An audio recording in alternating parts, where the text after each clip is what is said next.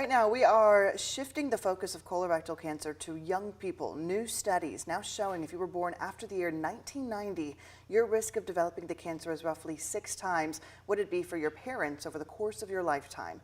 Well, to learn more about this, we have U of L Health's Dr. Jeffrey Jordan right here in studio.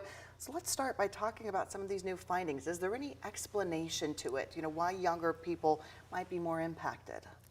Well, the preliminary studies don't really explain exactly why these young people are getting colorectal cancers. It's really more of a rectal cancer that we see, and a lot of times it's an advanced stage rectal cancer. So it's really important to be attuned to any symptoms that may be occurring.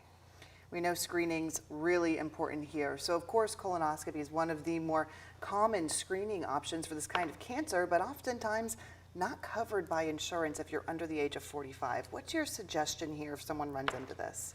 Well, first of all, the screening age of 45 is purely for screening. So those are for patients who aren't at high risk. Those are for patients who don't have a significant family history or aren't having any symptoms, and it's just for a purely screening modality. But for younger people, you need to be attuned to having any symptoms. If you're having any rectal bleeding, any change in your bowel habits, any abdominal discomfort, you need to talk to your doctor and see if a colonoscopy is the next test for you.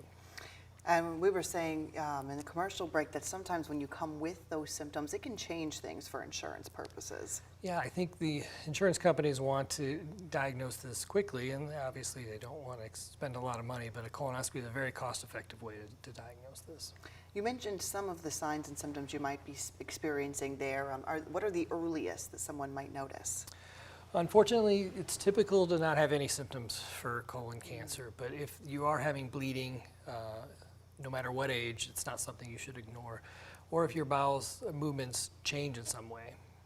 Reasons to call your doctor, Reasons to call have that initial conversation.